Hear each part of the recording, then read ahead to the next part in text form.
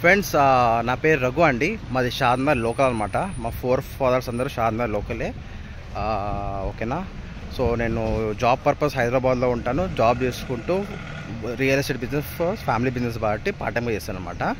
ఒక చిన్న అప్డేట్ ఏంటంటే వెరీ ఇంపార్టెంట్ అనేది, ఇవాళ రేపు టీవీ న్యూస్లలో చాలామంది రియల్ ఎస్టేట్ గురించి చెప్తున్నారు కదా. సపోజ్ ఎగ్జాంపుల్ ఇప్పుడు బెంగళూరు రూట్లో ఫుల్ డెవలప్మెంట్ ఉందని చెప్పి ఒక రియల్ ఎస్టేట్ పర్సన్ అనేది టీవీ న్యూస్లలో వాళ్ళకి పేడ్ ప్రమోషన్ చేసుకొని సుమన్ టీవీ కావచ్చు, అలా డిఫరెంట్ రియల్ ఎస్టేట్ ఛానల్స్లలో ఇంటర్వ్యూస్ ఇస్తున్నారు కదా. వాళ్ళు షాద్నగర్ ఇన్వెస్ట్మెంట్స్ బాగుంటుంది ఇది అంటారు కదా. వాళ్ళు లాస్ట్కి రీసేల్ ప్లాట్స్ లాస్ట్కి మాలానే లోకల్ పీపుల్స్కే అప్రోచ్ అడుగుతారన్నమాట. మా దగ్గర రీసేల్ ప్లాట్ తీసుకుంటారు కదా. మేము సపోజ్ వాళ్ళకు ఒక 8,000 9,000 గజమని చెప్తాము.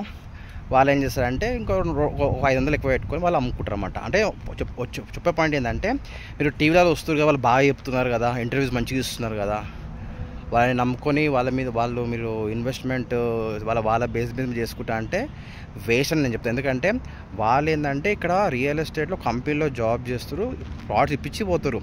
మేము పొద్దున్న లేగానే షాద్నగర్లో ఉంటాము. ఎక్కడ ఏమొస్తుంది, ఏం డెవలప్మెంట్ వస్తుంది, రీజనింగ్ కూడా ఎక్కడి నుంచి పోతుంది, ప్రైస్ ఎంత పోతుంది, ఎంతవరకు పెట్టవచ్చు అనేది మేము యాజ్ అ లోకల్ పర్సన్గా మేము క్లారిటీ ఇవ్వగలుగుతాం అనమాట. అంటే కంపారిటివ్లీ వాళ్ళకన్నా మా ఏరియా మాకు ఎక్కువ నాలెడ్జ్ ఉంటుంది కంపేరిటివ్ వాళ్ళకన్నా. సో మీరు మమ్మల్ని అప్రోచ్ అవుతుంటే బెటర్.